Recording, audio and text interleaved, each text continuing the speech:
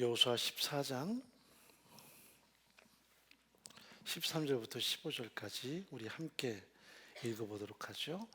여호수아가 여분네 아들 갈렙을 위하여 축복하고 헤브론을 그에게 주어 기업을 삼게 하며 헤브론이 그릿 사람 여분네의 아들 갈렙의 기업이 되어 오늘날까지 이르렀으니 이는 그가 이스라엘의 하나님 여호와를 온전히 쫓았음이며 헤브론의 옛 이름은 기럇 아르바라. 아르바는 아낙 사람 가운데 가장 큰 사람이었더라. 그 땅의 전쟁이 그쳤더라. 아멘. 성경을 보면 위대한 영웅들이 등장을 합니다. 그런데 자세히 보면 위대한 영웅들의 스토리처럼 보여지지만 사실은 많은 작은 자들의 신실함이 성경 전체를 이끌어가는 동력이 된다는 것을 우리가 기억할 필요가 있어요. 우리는 역사의 무대에서 영웅들의 모습을 많이 봅니다. 하나님의 사람 모세, 또 하나님의 사람 아브라함, 이렇게 이제 그 사람들로부터 이 역사의 테마가 이렇게 연결되는 걸 보게 되는데, 그러나 정작 중요한 것은 그 영웅들도 중요하지만 시대마다 하나님의 가슴을 가지고 시대를 위해서 섬겼던 신실한 작은 자들이 참 많았다는 것을 발견하게 돼요.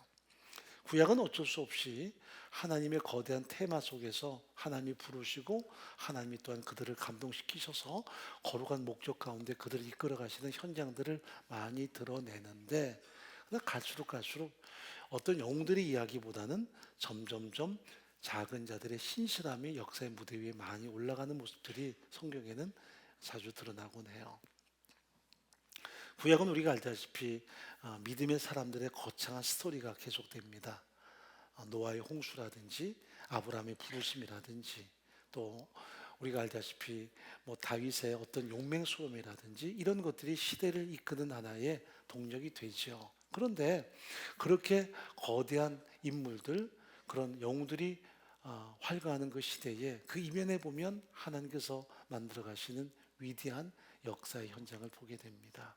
예를 들어서 우리가 다윗 그러면 믿음의 용사라고 이야기하지만 그를 위해서 기도했던 믿음의 사람 요나단을 또 우리가 가끔 잊을 때가 많아요.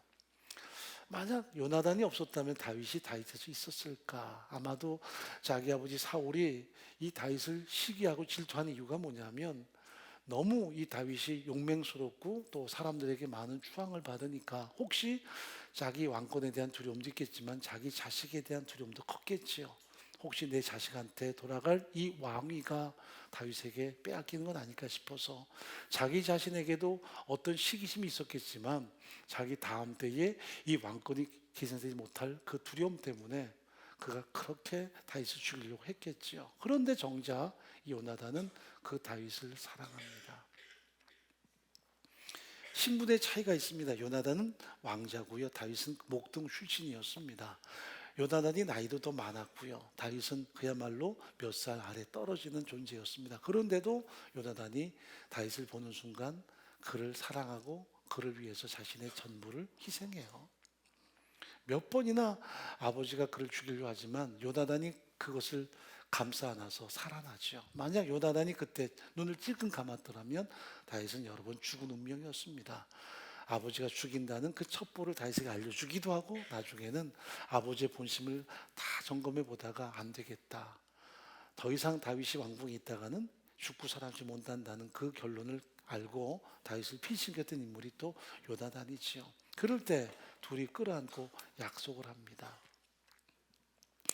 요나단이 다윗에게 이렇게 말하죠. 다윗이여, 언젠가 하나님이 당신을 왕위에 앉힐 것이다. 나는 당신이 왕위에 앉을 것을 알고 있다. 왜? 하나님이 당신을 기름 부었고 당신이 차기 왕으로 분명히 세워질 테니까. 그러므로 나는 당신을 이렇게 보호하는 이유가 있다. 그게 하나님의 뜻이니까. 그러나 한 가지 내게 약속만 해다오. 그것은 내 후손을 멸하지 않겠다는 약속만 해달라고 끌어안고 서로 이별을 합니다. 이것은 영원한 이별이 되지요. 훗날 브레데카의 전투에서 요나단은 자기 아버지 사울을 위해서 고군분투하다가 결국 장렬하게 전사를 하고 맙니다. 다시는 못 만나는데 두고두고 다윗은 요나단을 마음속에 담고 그리워하죠. 훗날에 자신이 왕권이 강화됐을 때 요나단을 위한 그 사랑을 기억하고 무비보셋을 환대합니다. 그래서 무비보셋을 자기 아들처럼 같은 상에 앉히고 그를 배려하고 그에게 모든 걸 회복하는 장면들이 성경에 나타납니다. 만약 이 다윗의 영웅심만 나타나고 이런 요나단과의 따뜻한 관계가 없었다면 성경은 참 건조한 이야기로 끝날 것 같아요. 그런 희생하는 사람, 분명히 시기하고 질투해야 되고 사실 죽이고 싶어야 되는데 그렇게 따뜻한 마음으로 그를 품고 용납했던 요나단이 사실은 다윗을 다윗했게 된 인물이 아닐까 싶습니다. 나중에 다윗이 원수들 다 멸하고 그들을 심판해야 될 때에 조금이라도 따뜻함과 관대함을 갖게 된 동력이 어디서 나왔을까? 아마도 이 요나단의 마음에서 전이되지 않을까 하는 생각을 해봅니다. 왜? 다윗은 굉장히 강한 사람이거든요. 자기의 생존을 위해서라면 물불 안 가리는 사람이거든요. 그런데 그런 다윗이 따뜻한 마음을 가지게 된 이면에 보면 그런 요나단의 사랑이 있었다라고 우리가 이해할 수 있습니다. 우리가 흔히 그러죠. 사울을 죽일 수 있는 기회가 2번 있었는데 사울을 안 죽였다. 그래서 다윗을 높이 우리가 죽여 세웁니다. 이런 믿음의 사람이 있나? 이렇게 양심적인 사람이 있나? 그러나 또 우리가 이면을 가만히 헤집어 보면 요나단이 그런 사랑을 베풀었기 때문에 다윗의 가슴 속에 하고 죽이고 싶어도 아차 요나단. 이 사울의 아들인 요나단이 자신에게 그렇게 잘하는데, 자기를 그렇게 사랑하는데, 자기를 위해서 자신의 모든 걸 내주는데 하고 차마 그 아버지를 죽일 수 없는 그런 마음이 형성됐겠지요. 그러나 성경이 이걸 감춰두고 있어요.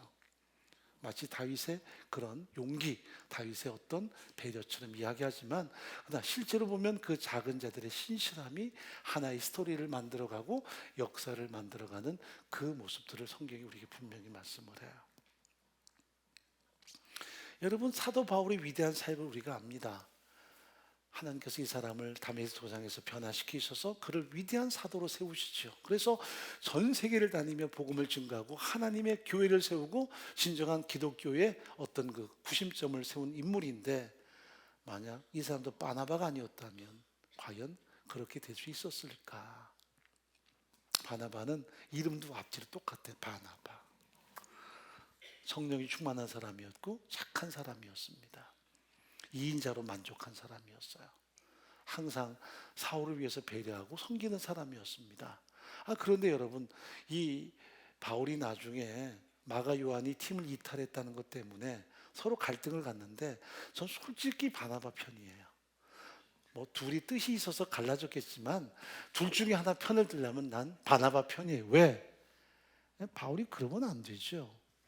아니, 자신이 그렇게 야인 생활할 때 누가 이 사울이라는 청년을 불러다가 바울 되게 했습니까? 바나바. 안디옥에서 같이 교회를 섬기는 주인공이 누구였습니까? 바나바. 바나바는 사도들에게 칭찬받던 인물이고요, 교회의 리더십이었습니다. 그런데도 이 교회를 대적하고 핍박했던 이 대적자를 이끌어내서 이 사람을 그 시대의 위대한 하나님의 사람으로 세우는 정말 혁혁한 공로를 세워요. 그러니까 이 바울은 바나바 없이는 역사의 무대 앞에 설 수 없는 존재였습니다. 물론 하나님이 하시겠지만, 그러나 하나님도 사람을 통해 일하시기 때문에 바나바 아니고는 그가 교회 앞에 또 사도들 앞에 감히 얼굴을 낼 수가 없죠. 왜? 그는 핍박자였으니까.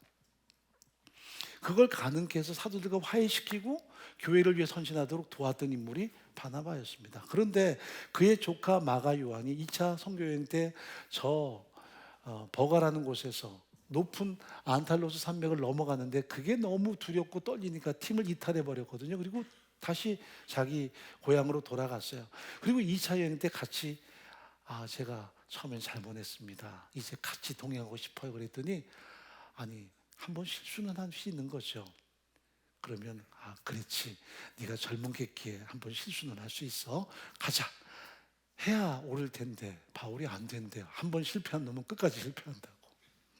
그래서 바나바가 바울 사도, 이 친구가 젊은 객기에 그만 우리 팀을 이탈했지만 마음에 깨닫고 다시 동참한다니 그래도 하나님의 사랑으로 용납하고 복음을 위해서 한번 사용할 수 있도록 기회를 줍시다 할 때 바울이 안 되는데 하면서도 이렇게 안 되는데 되는데 해야 되는데 그냥 격렬하게 반대해서 결국 둘이 격렬하게 싸우고 팀이 깨져요. 사실 옳고 그름을 우리가 나눌 수는 없지만 바울이 심해 보입니다. 너무했다. 아니, 자기의 은인인데 그 조카가 이렇게 어려움을 당할 때 그게 무슨 생명을 죽고 살리는 일도 아니고 그저 합류시키면 되는 건데 그걸 그렇게, 또 우리가 또 좋게 해석합니다. 그래, 팀이 나눠졌기에 마가 요한과 바나바는 지금의 북아프리카, 이집트를 중심으로 해서 모로코, 리비아까지 복음 전해서 그 지역이 복음으로 강하게 역사하는 중심지가 됐다라고 말하지만 그래도 영 마음이 껄끄러운 건 사실이에요. 그리고 바나바는 사라져 버립니다. 다시는 역사의 무대에 안 서요. 신실한 자인데 더 이상 역사의 무대에 서지 않습니다. 그리고 바울이 막 휘두르고 다니죠. 어떨 때 보면 좀 기분이 그래요. 왜 바나바는 사람이 이 사람이 날뛸까? 그런데 하나님이 하시는 일인데요. 어떻게 보면 신실한 작은 자들의 역사들이 있습니다. 또 세례 요한은 어떤가요? 세례 요한이 활동할 때 수많은 사람에게 회개를 전하고 세례를, 죄를 씻는 세례를 이야기할 때 사람들은 그가 메시아인 줄 알아요. 그래서 예루살렘의 많은 제장들조차도 세례 요한을 향해서 당신이 메시아입니까? 하고 그를 믿고 따랐어요. 또 우리가 알듯이 요한이라든지 베드로도 세례 요한의 제자였습니다. 메시아인 줄 알고 그분을 따랐던 거죠. 그랬더니 세례 요한이 그래요. 나가 아니야. 앞으로 나보다 뒤에 오시는 분이 계시는데 나는 물로 세례를 베푸지만 그분은 불로 세례를 줄 거야. 나는 그분의 신들매를 들게도 감당시 못해 하고 겸비하죠. 어느 날 드디어 그분이 이렇게 오세요. 와서 세례를 받으러 오시는데, 주여, 제가 당신에게 세례를 받아야지 어떻게 당신이 제게 세례를 받으러 오십니까? 여쭈었더니 허락하시오. 우리가 합력해서 하나님의 뜻을 이루고자 합니다. 당신이 받는 세례는 죄를 씻는 세계가 아니라 우리의 모든 죄를 덮어 쓰는 전가의 세례임을 드러냅니다. 그래서 그분이 물에서 세례를 받고 올라오실 때 거기서 갑자기 하나님의 임재가 있었습니다. 하늘로부터 이는 내 사랑하는 아들이요 기뻐하는 자라 하는 성부 하나님의 음성이 있었고, 성령의 비둘기처럼 그분 안에 임재하시고 세례받고 올라오시는 예수님이 거기 삼위일체 하나님이 드러나세요. 거기서 세례 요한은 확실히 목격합니다. 저분이 성자 하나님이시구나, 우리의 모든 죄를 덮어쓰기 위해서 오신 분이구나 하는 걸 확인합니다. 그리고는 제자들을 보내요. 베드로를, 요한을, 저분을 따라가라. 저분이 메시아시다. 저분은 흥하셔야 되겠고 나는 쇠하야 될 것이다. 여러분, 사람이 어떻게 그럴 수 있습니까? 그런데도 세례 요한은 이렇게 말합니다. 혼인은 신랑이 하나 친구가 더 기뻐하는 것처럼 내가 그렇다고 이야기해요. 그리고 자기는 결국 헤롯 안티파에 의해서 목이 잘립니다. 어떻게 보면 참 초라하게 그의 운명이 끝나는 것처럼 보이지만 신실한 작은 자의 모습입니다. 만약 세례자 요한이 없었다면 예수께서 공생이 시작하실 때 세상 앞에 당신의 메시아됨을 그렇게 강력하게 선포할 수 있었을까? 우리는 그들을 때로는 잊고 살 때가 많아요. 그래서 역사 스포트라이트 받는 사람만 기억하고 그들에게 우리의 마음을 쏟을 때가 많이 있습니다. 이것은 지금도 마찬가지입니다. 은혜교회는 목사에게 또 관심이 많을 거고요. 또 목사가 모든 것의 주역이 될 수도 있습니다. 또 공동체 안에 누군가 그 스포트라이트를 받을 수도 있겠죠. 그러나 하나님께서 정말 가슴에 담는 사람들, 신실한 작은 자들이 있습니다. 오늘 갈렙 같은 사람들. 우린 갈렙을 알죠. 왜냐하면 제가 정말 소중히 여기는 사람이니까. 민수기 13장에서 가데스 바네로부터 12명의 정탐꾼이 파송을 받아서 가나안 땅을 40일 동안 정탐을 했습니다. 돌아와서는 10명은 그 땅은 우리를 삼키는 땅이다. 우린 그 땅을 정복하지 못한다. 그들은 마치 대장부 같고 우리 거기에 비하면 우리는 메뚜기 같다 하는 컴플렉스를 드러내고 돌아가자. 우리가 리더십을 하나 앞세우고 이집트로 가자. 이게 그들의 현실입니다. 그러나 여호수아 갈렙만이 하나님의 가슴을 가지고 그들의 신은 죽었고 하나님 우리와 함께 하신다. 그들을 두려워하지 말라. 하나님이 주신 그 땅은 우리 땅이다. 외치지만 백성들은 돌을 던지려고 하죠. 하나님의 영광이 나타나서 그들을 가로막습니다. 그런데 하나님이 이렇게 말씀하죠. 여호수아 갈렙은 그 영이 그들과 달랐다 하지 않고 왜 유독 갈렙은 그 영이 그들과 달랐다고 했을까? 공평하지 않죠. 여호수아도 같은 마음이었고 갈렙도 같은 마음이었다면 이 두 사람은 그 영이 그들과 달라서 온전히 나를 쫓았다야 되는데 왜 갈렙만을 말할까? 묘하게 다음부터 보면 갈렙은 사라져 버려요. 그리고 45년 만에 오늘 본문에 보면 저 길갈에서 여호수아 앞에 딱 나타납니다. 그리고는 저 산지를 내게 주십시오라고 부탁을 해요. 기득권을 요구할 수 있지만 자신에게 좋은 땅이 아니라 언약을 붙들고 더 험난한 땅, 더 책임을 감당하는 땅, 그리고 더 강력한 대적들이 있는 그 땅을 요구합니다. 이게 이 갈렙의 면모였어요. 철저하게 작은 자의 신실함이 돋보입니다. 2인자로서 만족한 사람이에요. 세상은 그들을 2인자라고 부르는데 성경은 작은 자의 신실함이라고 이야기합니다. 여러분, 신실함에는 큰 자와 작은 자가 없습니다. 달란트 비유를 말씀하실 때 5달란트, 2달란트, 1달란트를 맡겼어요. 그리고 타국에 갔다가 주인이 돌아왔는데 요구하는 것은 얼마나 맡겼고 얼마나 남겨둔자가 아닙니다. 그저 충성을 다해서 남긴 거면 충분한 거였어요. 하나라도 맡긴 사람이 책망받고 쫓겨나게 된 이유가 뭐냐면 당신은 고든 사람이고 당신은 피도 눈물도 없는 사람입니다. 괜히 이걸 내가 이렇게 열심히 했다가 낭비하거나 잃어버리면 당신은 나를 가만두지 않을 겁니다 하고 자기가 신실하지 않은 핑계를 대요. 그러나 5달란트 남긴 사람, 2달란트 남긴 사람은 남겼다는데 핵심이 있는 것이 아니라 주인이 맡긴 것에 충성을 다하는 것입니다. 이것이 가장 중요한 거예요. 신실한 작은 자입니다. 그들이 하나님께 존귀한 사람들이죠. 우리는 어떤 업적을 세우는가, 어떤 나름대로 결과를 만들어내는가 하지만 중요한 것은 지금 하나님께 대한 최선입니다. 그게 가장 중요해요. 갈렙에게 참 마음이 끌립니다. 원래 갈렙은 에돔 출신이라 그랬죠. 자기 조상이 에서의 후손입니다. 약속의 자손 되기에는 불가능한 사람입니다. 그러나 그가 이집트에서 자기 조상 때부터 같이 살다가 나중에 자기 어머니든지 아니면 자기 아내든지 유다 지파의 여인과 결혼하는 바람에 이 사람이 살짝 한 발을 유다 지파의 발을 들이운 사람입니다. 그러니까 서출이고 변두리 사람입니다. 그래서 여기 성경에 보면 이 사람을 뭐라고 말하는가 한번 보세요. 6절에 보니까 그니스 사람이라고 말합니다. 그니스라는 말은 지금의 요단 지역을 말합니다. 그니스란 말은 상당히 완곡하게 말한 거예요. 원래는 에돔 출신, 에세의 후손 이렇게 말해야 되는데 성경이 살짝 이것을 두루뭉실하게 편집합니다. 그니스 사람. 원래는 약속의 후손이 아니에요. 한 그릇 망령된 식물 때문에 하나님의 상속권을 거부했던 에서의 후손. 그런데 성경은 그니스 사람이라고 불러요. 변두리 인생이고 소외된 삶이지만 이 사람이 어머니나 자기 아내가 유다 지파의 여인이기 때문에 그 혼인을 통해서 유다 집단에 한 걸음 들였습니다. 그런데 성경은 이제 이 변두리 사람을 하나님의 사람으로 역사의 무대에 세워요. 갈렙이란 말이 오전에 나눴죠. 물론 주변 사람, 거부감을 갖는 사람, 천대받는 사람이란 뜻도 있지만 이 말씀은 아무리 잘 해석해도 견자가 붙어야 돼요. 개, 이름 자체가 개입니다. 그러니까 유다 지파 사람들이 이 사람을 사실 진짜 이름은 아닐 수 있어요. 왜? 이렇게 붙이는 이름이 없잖아요. 그러니까 어쩌면 이것은 유다인들이 불렀던 이 사람에 대한 잘못된 호칭이었을 겁니다. 저 개.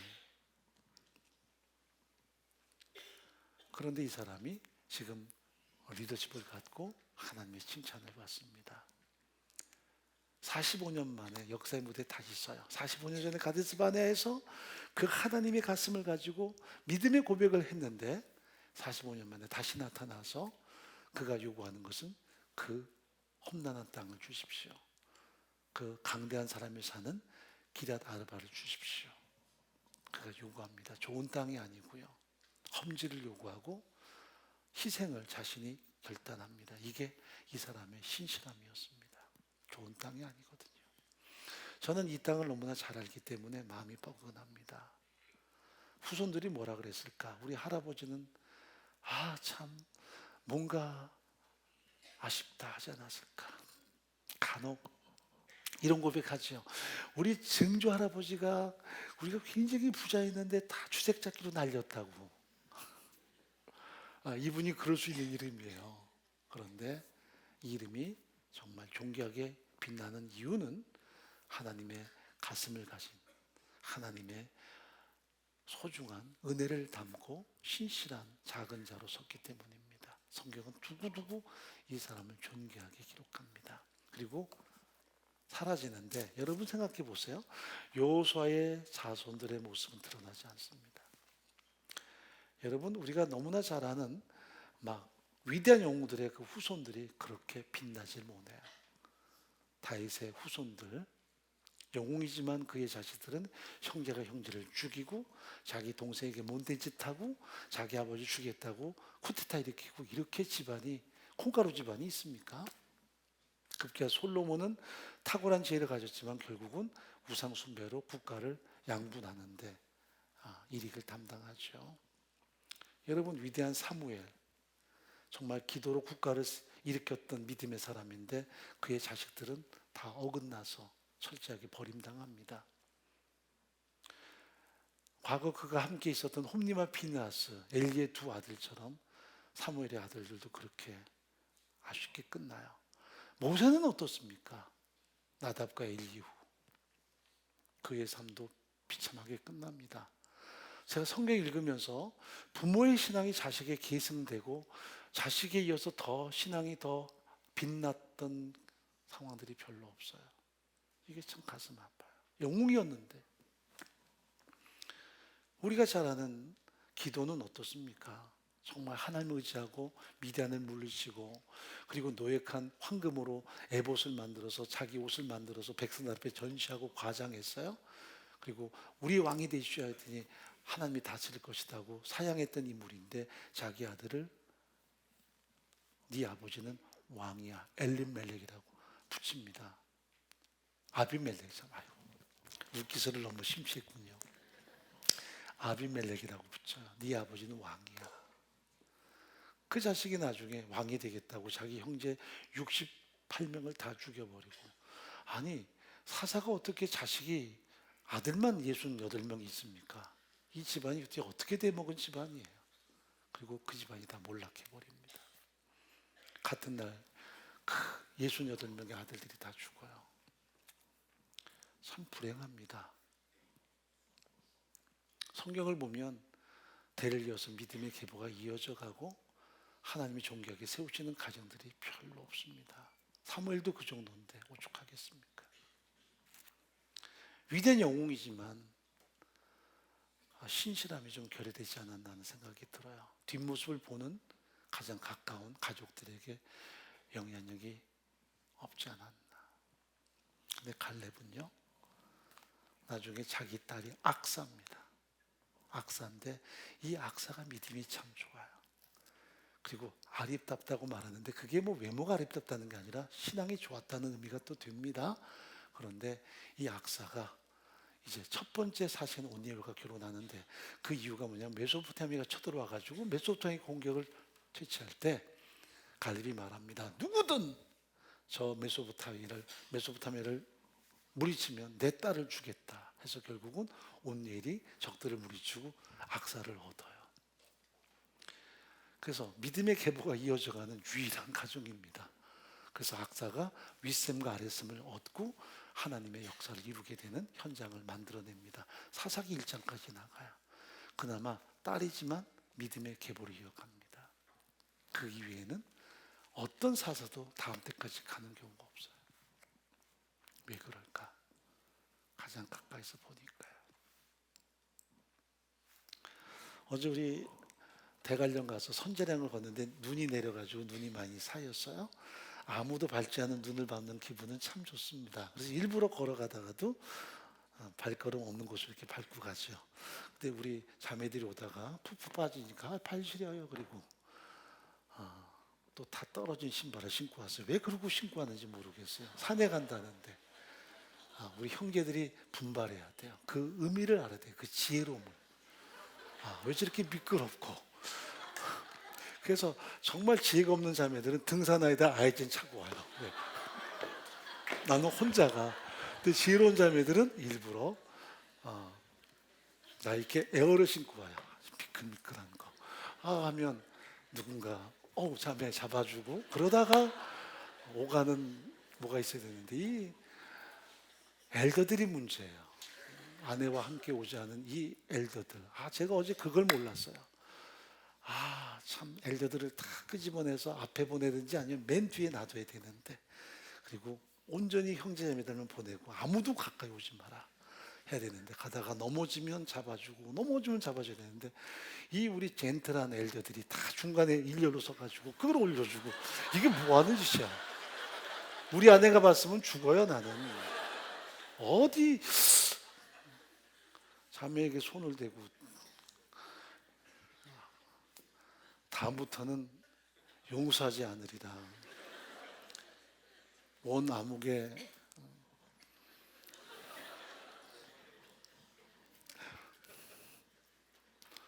에? 너무 적나라 했어요. 예. 착한 엘더들인데 그 착함이 때로는 오버했어요.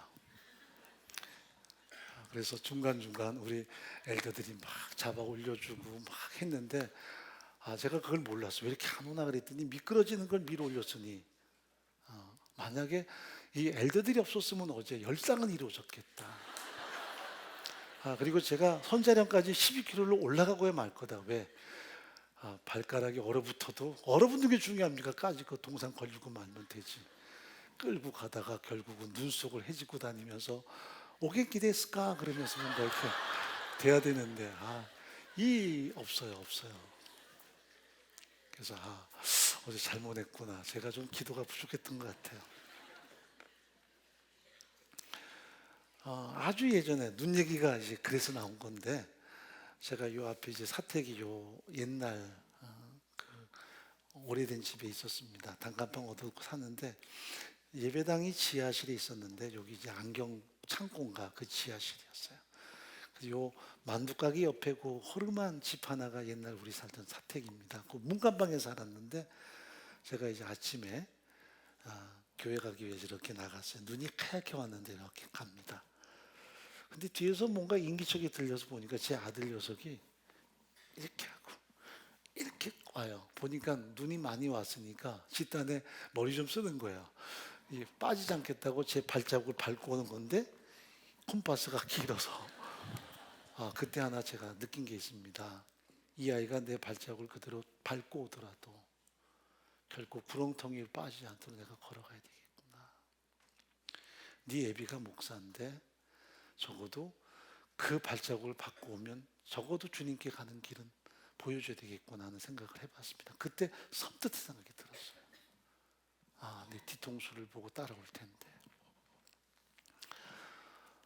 제가 SNS 보니까 어떤 자매가 어제 두 모습 찍었더라고요. 미들정의 이종기 집사님이 이렇게 폼나는 모습, 연출한 것 같아요. 경포를 딱 보고 이렇게 있는 모습, 저는 이렇게 꼬부장하고 걸어가는 모습. 제가 왜 이렇게 꼬부장하냐 하면 이유가 있습니다. 허리가 굽은 게 아니고 그 사진을 찍으려고 이렇게 핸드폰을 켜고 가는 거였는데, 그걸 찍어서 제 뒷모습은 좀 노인 같고 종기레셀 모습은 멋있어, 엣지 있어요. 나도 이럴 수 있는데 이거 내 모습 아닌데, 그런데 거기다 썼어요. 뒷모습을 따라오고 싶다. 아니거든. 그 모습은 그림 바꿔야 돼. 엣지 있거든요 이렇게. 한 가지는 느껴졌습니다. 뒷모습이구나. 갈렙의 뒷모습도 아름답습니다. 한결같습니다. 조연급에 해당하는 인물에 불과하지만 존귀하게 그의 삶이 완성이 됩니다. 작은 자의 신실함입니다. 영웅들의 모습도 멋지긴 하지만 은혜 공동체는 그 작은 자들의 신실함이 많은 공동체가 아닐까. 한결같이. 그래서 빛나는 공동체가 아닐까. 사실 더 부담스럽고 더 버거운 일이지만 우리가 늘 함께 나아가는 신실한 작은 자들로 하나님이 새겨진 가슴을 가지고 험지를 구하고 먼저 희생을 결단하고 섬김의 본이 되는 그런 모습으로 늘 승리하시기를 간절히 바랍니다. 하나님 아버지, 우리가 흔히 말하는 2인자들의 모습들이 있습니다. 세상은 1인자, 2인자 말하지만 성경은 작지만 신실한 사람들로 평가합니다. 때로는 그들의 삶이 너무나 아름답고 너무나 순수해서 영웅들은 그 당대의 모든 역사가 끝나지만 이런 작은 자들이 신실하게 대를 이어서 하나님의 큰 뜻을 이루고가는 현장들을 우리 앞에 드러내 보입니다. 여호수아도 위대한 인물이지만 그러나 갈렙, 하나님을 가슴에 품고 믿음에 선언했던 믿음의 용사였습니다. 세상은 이 사람을 잠깐 기억하고 40년 동안 망각했지만 45년 만에 다시 역사의 무대에 서서 험지를 구하고 하나님의 비전을 증거하는 사역을 감당합니다. 그리고 또다시 사라지지만 철저하게 희생했던 사람, 다음 세대까지 믿음을 개정했던 사람으로 자리매김합니다. 우리는 1인자의 관심을 갖고 거기에 모든 마음을 빼앗기지만 저희는 항상 하나님의 사람들로 신실한 작은 자에 더 마음을 갖고 하나님을 바라고 갈망하는 신앙 되게 도와주옵소서. 은혜 공동체가 그런 신실한 작은 자들로 채워주게 하심을 감사합니다. 그 헌신과 눈물을 기억하시고 이름 없이 빛도 없이 헌신과 수고를 감당하는 그 현장마다 하나님의 도우심과 인도하심이 늘 가득 드러날 수 있도록 역사해 주옵소서. 예수님의 이름으로 간절히 기도합나이다.